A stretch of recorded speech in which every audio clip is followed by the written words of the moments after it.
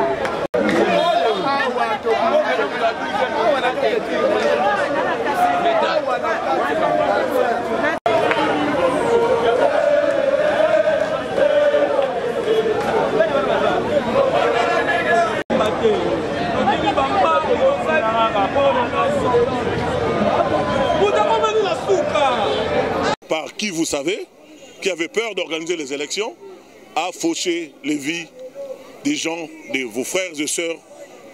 Ils sont aujourd'hui martyrs de la démocratie. Donc, on va faire une procession derrière le secrétaire général, photo sur photo.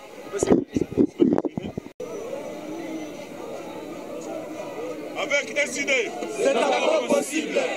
Avec SID, c'est encore possible. Avec SID de Martin Fayoulou, c'est encore possible. C'est encore possible. C'est encore possible. Bangoyo, malgré le gaz lacrymogène, soko moni baza ba papa la ba maman. Bota la maman Charlotte a télémi SID. Honorable maman Charlotte yeyo, bozoye. Yeyo, honorable Nabiso.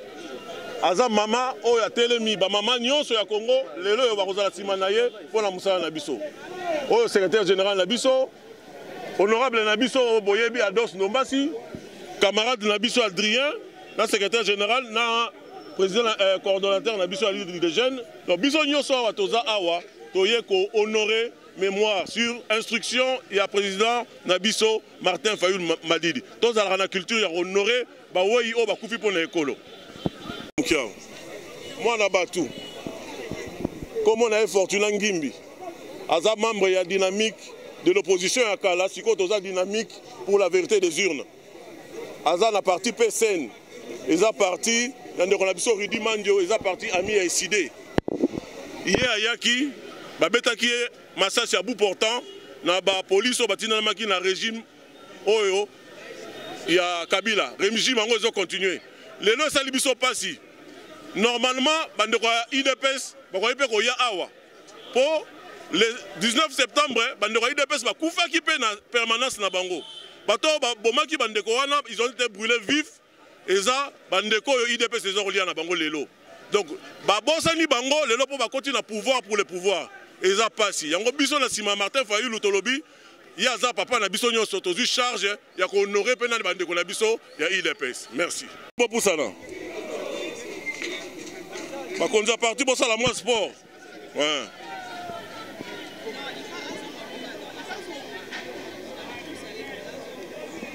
Bon, mon image Oyo. Et la image Oyo est qu'on symbolise date chaque année, il y a 19 septembre, Nyonso.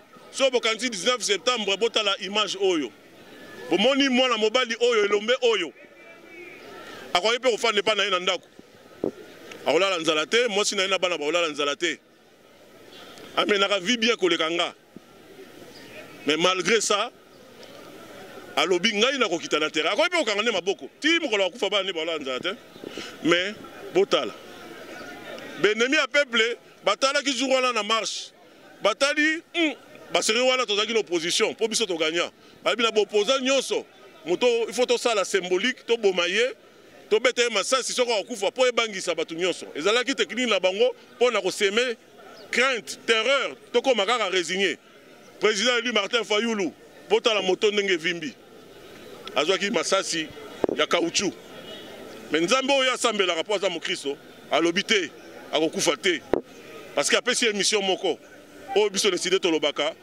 bâtir une nation prospère qui va offrir à tout Congolais l'opportunité d'améliorer les conditions de sa vie. Avec SID, c'est encore possible. Avec SID, c'est encore possible. Avec SID à Martin Fayulu. Est-ce que, frère Tossé, pasteur Nabiso Adrien, on ko sambela pour la présidente Nabiso? Maître Yapé Magnonso, soki obateli te akobatela abateli se pamba. Tokumisio poyondo batela Papa Martin Fayulu Madidi. Bibi alobiete 1000 bakokwea na gauche na yo 10 000 na droite na yo mais kozala jamais atteint. O accompli sa parole wana na vie na ye. Topesio merci pour garder ye na kati ya ba Congolais. Ezali po zali na mabongisi kitoko kati na ye oyo kopesa esengo na Congo. Yango wana tondimisa miete akokufa te tikino akokokisa mission oyo pesaki na mboka oyo. Lokumu kembo masanjole zonge pa na yo tobondeli na kombo na Yesu tolobi amen. Nous pensons à leur famille et nous nous disons nous n'avons pas le droit de les laisser aux oubliettes. Nous devons honorer leur nom et perpétrer ça de génération en génération. Il faudrait qu'il y ait des gens qui savent qu'il y a eu un jour un Rossi Mukendi, qu'il y a eu un jour une Thérèse Kapangala, qu'il y a eu un jour Fortuné. Donc tous ces gens ne doivent pas être oubliés et c'est ça la symbolique de ce que nous sommes en train de faire maintenant. L'UDPS, parti de l'opposition à l'époque, qui avait appelé les combattants sortis de la rue. Aujourd'hui, les combattants n'ont même pas cette date. C'est au peuple de juger. Moi, j'ai été honorer les morts de l'UDPS. J'étais à la permanence de l'UDPS pour ce deuil-là. Et j'ai vu ces cercueils alignés. Sincèrement, je n'oublierai jamais ça.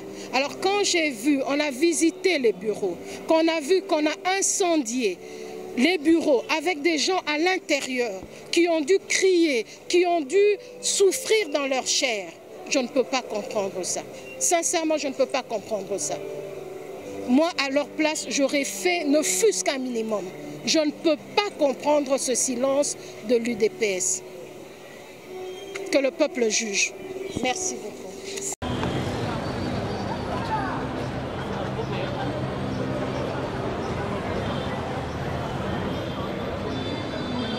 Ah oui, à tous ceux qui nous suivent pendant ces moments, tous ceux la journée Nabiso en mémoire, il y a rendre hommage à combattants disparus depuis le 19 septembre 2016 à Tokomi School le 19 septembre 2019, 3 ans déjà, et Yango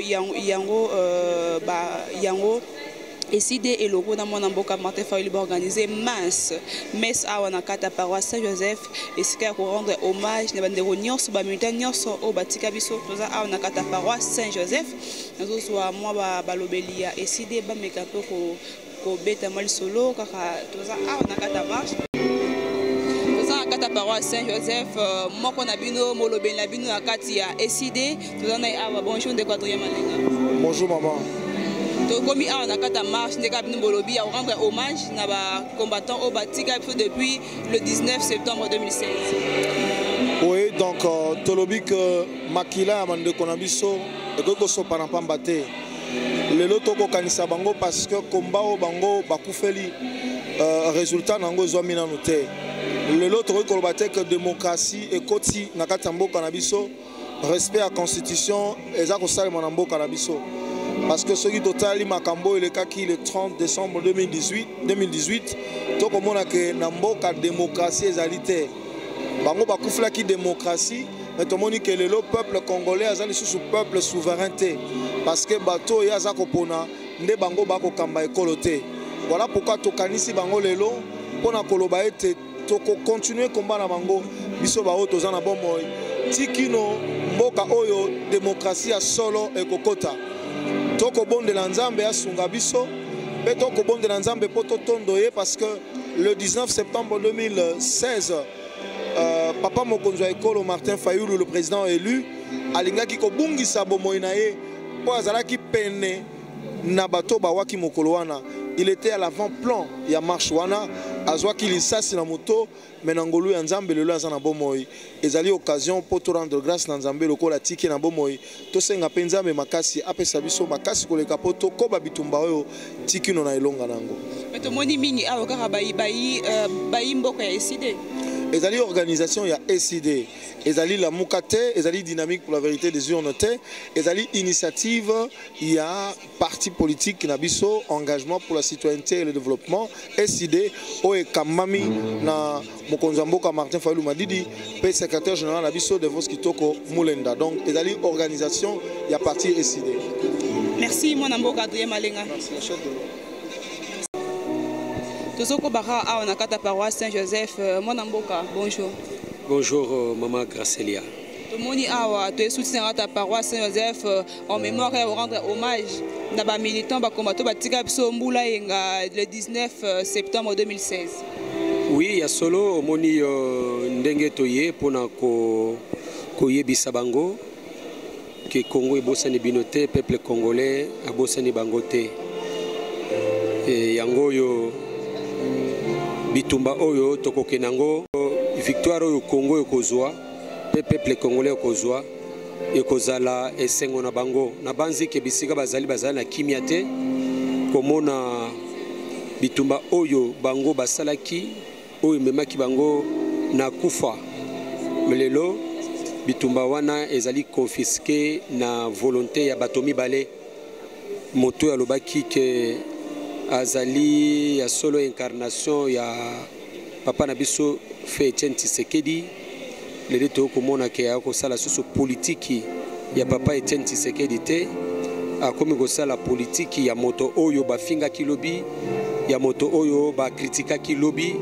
lelo akomi partenaire na bango lelo bakomi koloba oyo akoyebisa bango bakabwana kabila balingi mboka oyo te ezali makambo ya soni makambo kokamwa pe ezali kofingisa biso ba congolais mais na banzi ke na kati ya ba congolais nyonso ata 99 bazali bazoba mais moko akozala maele donc c'est pour dire que na kati ya mboka Congo ezali na bato maele oyo bakobundela mboka kino na suka yango bitumba oyo peuple akokene nango kino na suka jusqu'à ce que a récupérer souveraineté naye a récupérer changement paix démocratie oyo toza koluka yango nde ekosala ke Congo na biso etelema.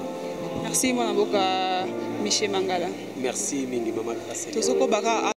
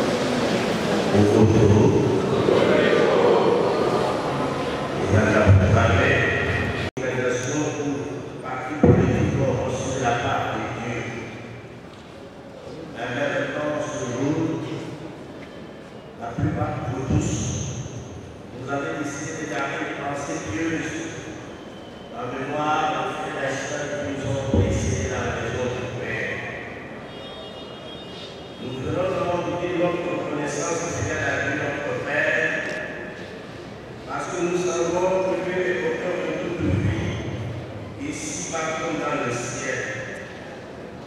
C'est Dieu qui a compté le jour des hommes. Et lui seul dirige l'histoire humaine. Peu importe les événements, qu'il soit heureux ou douloureux, dans la joie comme dans la peine, dans la détresse comme dans la tribulation, Dieu est au cœur de l'histoire de chaque homme, de chaque peuple. Qui a voulu que nous appartenions au Christ, puisque l'apôtre Jean dit écrit dans Romains 14, verset 8. Dans notre vie, dans notre mort, nous appartenons au Seigneur. Donc, soit que nous vivions, soit que nous mourions, nous sommes au Christ. Et cette parole s'est vérifiée. D'autant que le même apôtre nous le rappelle dans 1 Corinthiens 3, verset 23.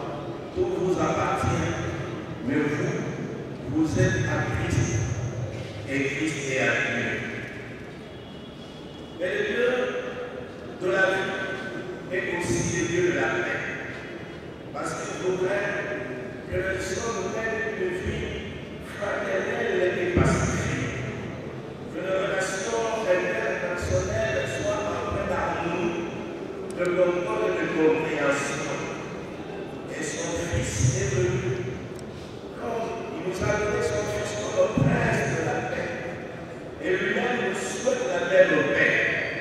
On ne peut pas parler des civilisations dans la violence, dans l'intolérance, dans les injures et les solutions. Parce que Dieu est notre Père à nous tous. C'est ainsi son Fils vient pour nous partager la paix. Et Dieu désire communier à cette paix humaine qui nous met dans le offre pour le don. C'est ainsi Jésus nous le rappelle dans le Jean, au chapitre 14, verset 27.